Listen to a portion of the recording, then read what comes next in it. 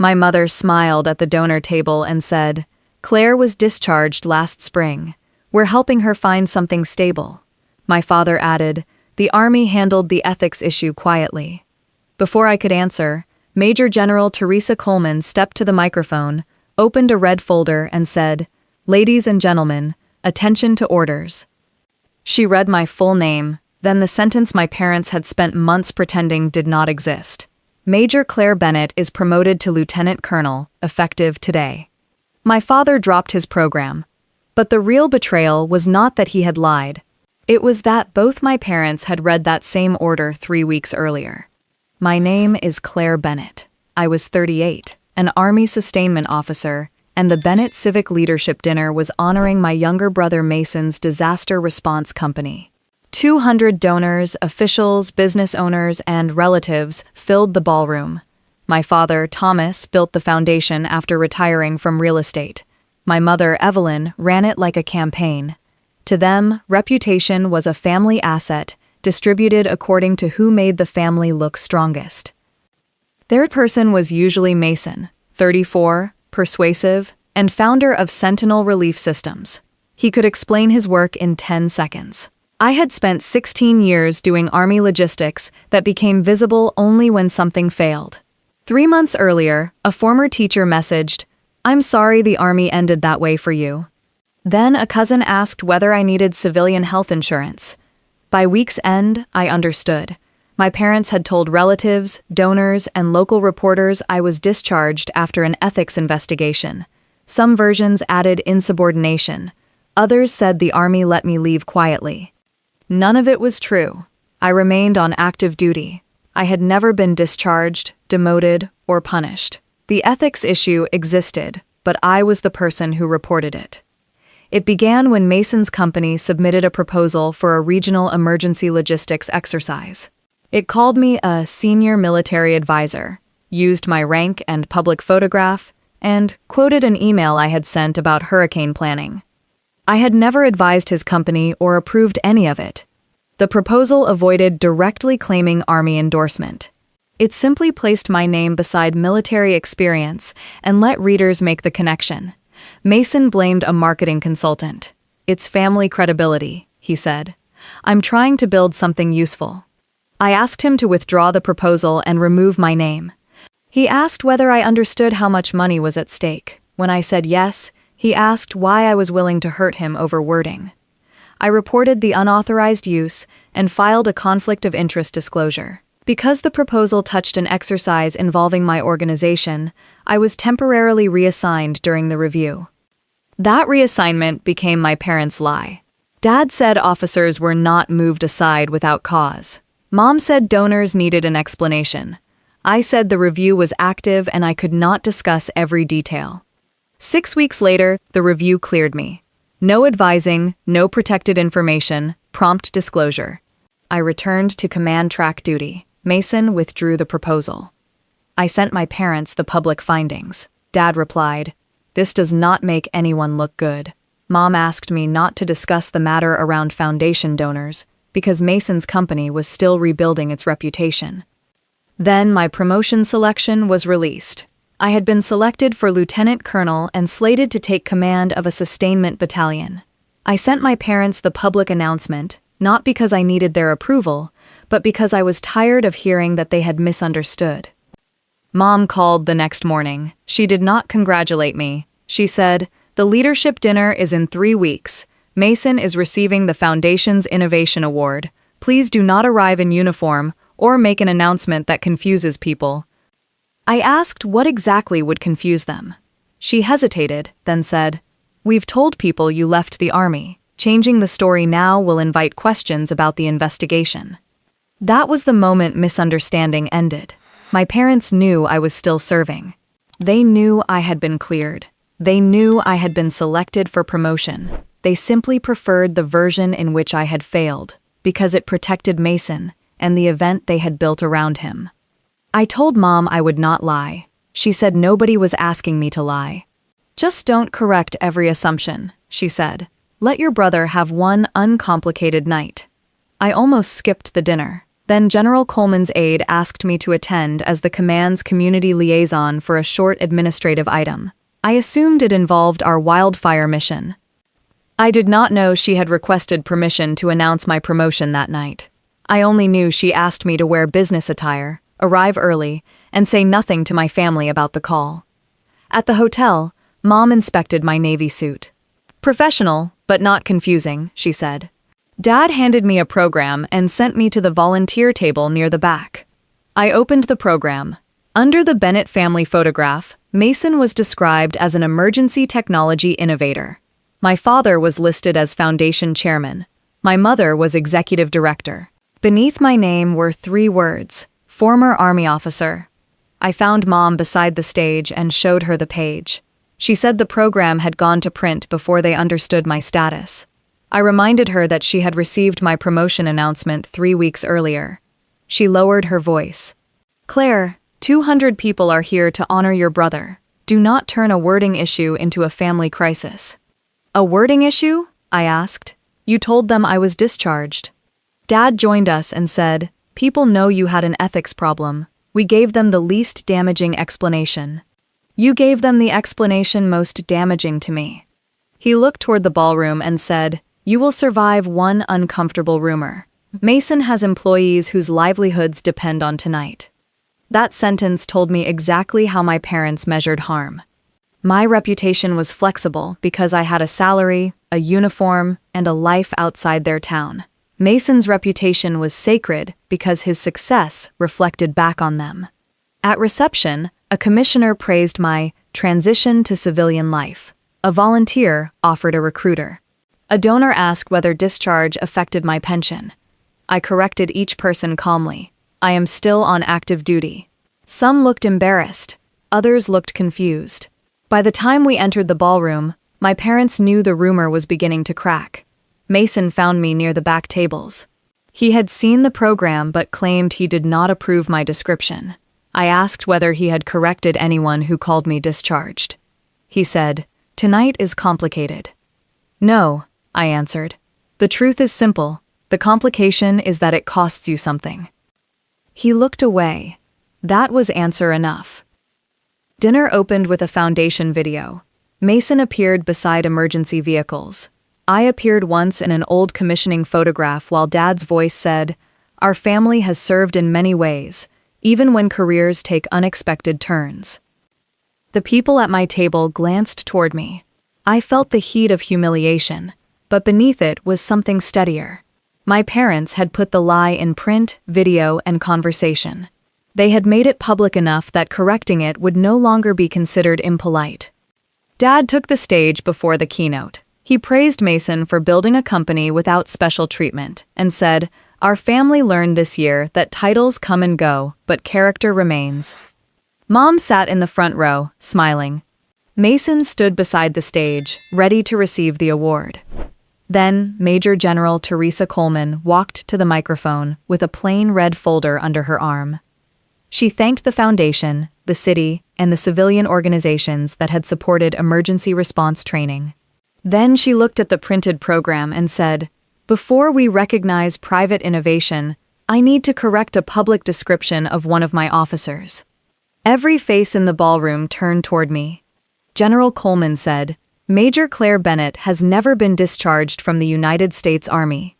She has never been demoted. She has never been found guilty of an ethics violation. She remained on active duty throughout the review referenced tonight." Dad shifted behind the podium. Mom stopped smiling. The general opened the folder. "Major Bennett, please stand." I stood at the back table. Her voice changed into the formal cadence used for orders.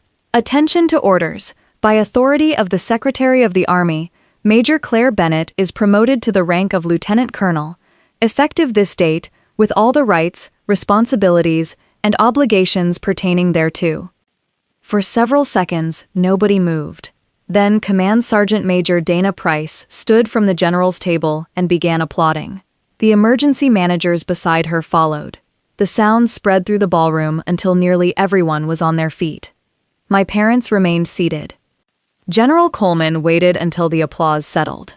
Lieutenant Colonel Bennett has been selected to command the 418th Sustainment Battalion, she said. Her selection reflects sustained performance, professional judgment, and the integrity to report a conflict even when doing so carried a personal cost. Mason closed his eyes. Dad stared at the red folder as if the paper had betrayed him. The general did not discuss the confidential review.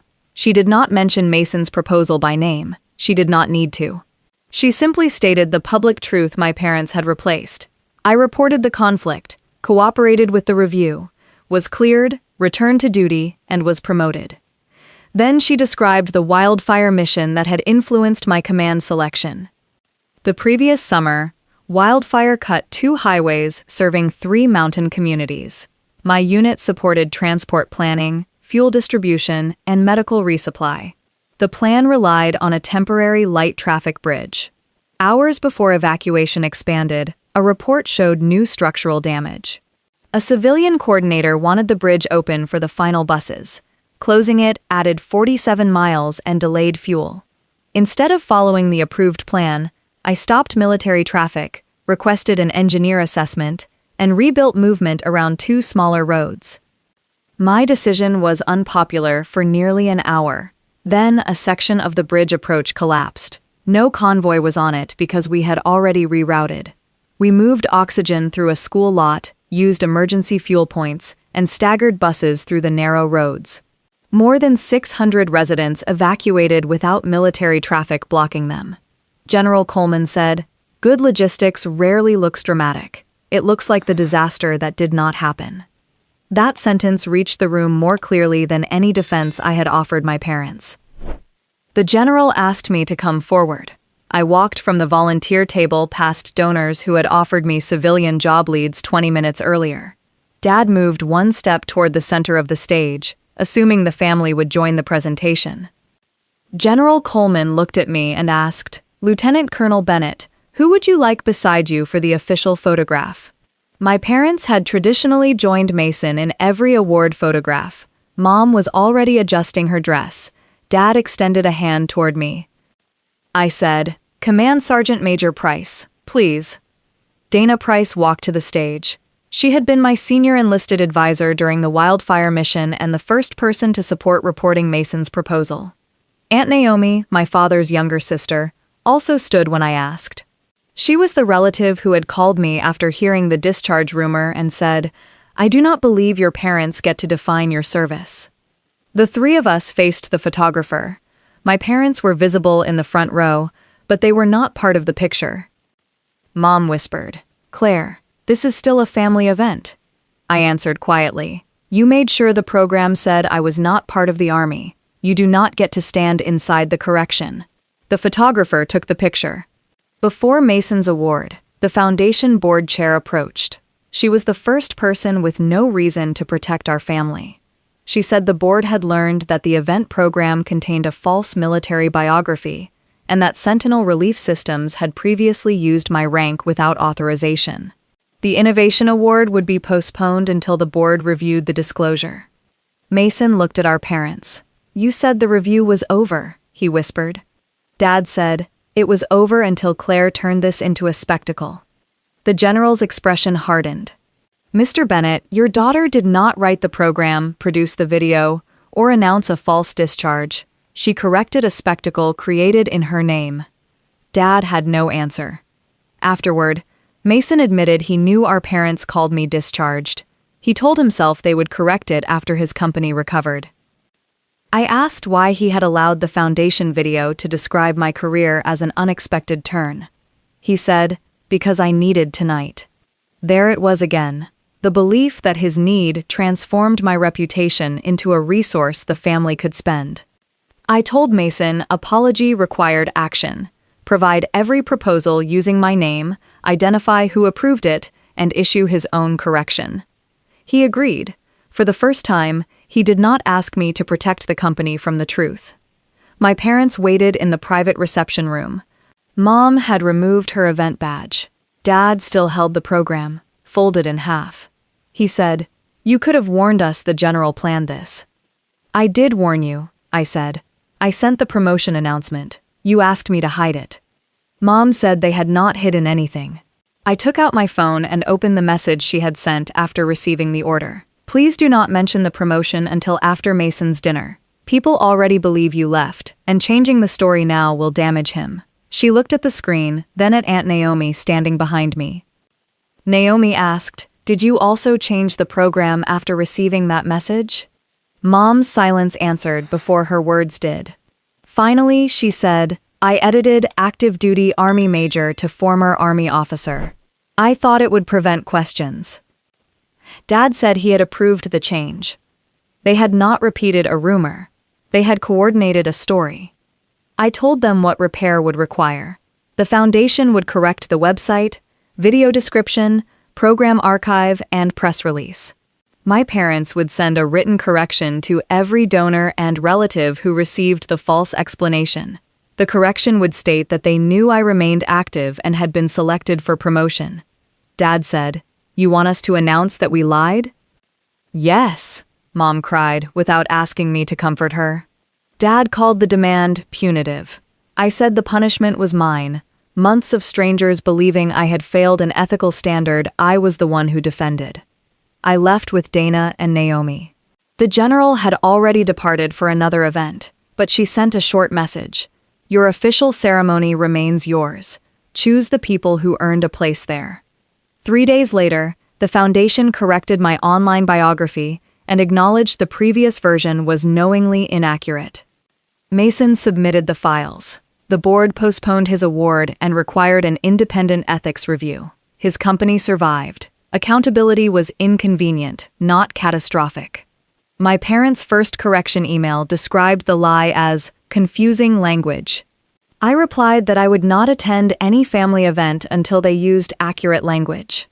Their second correction said, "We falsely told people Claire had been discharged. We knew she remained on active duty and had been selected for promotion. We changed the event materials to protect Mason's reputation." That was wrong. It was the first honest family statement they had written about me in months.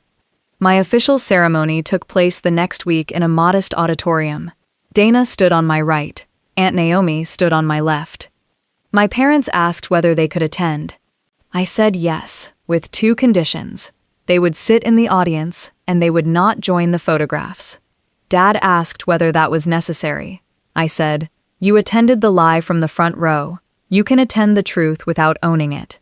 They came. Mom cried when the order was read again. Dad stood during the applause. Neither approached the stage until I invited them afterward. "There was no dramatic reconciliation," Dad said. "I preferred people thinking you had failed to people knowing you refused to help us." It was the ugliest sentence he had ever said to me, and the most honest. Mom gave me the original program proof. My correct biography had been printed first. Active duty major, Army sustainment officer, selected for lieutenant colonel. Her handwritten edit crossed it out and replaced it with former Army officer. I kept that page. I kept it because the handwriting, date, and approval proved the betrayal was deliberate, not a misunderstanding. The red promotion folder now sits beside the corrected program and the photograph from the gala. In the picture, Dana and Naomi stand beside me. My parents are visible in the audience, outside the frame that mattered. They told everyone I had been discharged. The general did not rescue me with a compliment. She read an order my parents had already seen, and made them hear the truth in the same public room where they had sold the lie. Would you have allowed them into the official promotion photographs, or made them watch from the audience? Tell me your city and your answer below. Subscribe to Velvet Revenge Stories for more stories of family betrayal, quiet strength, and consequences.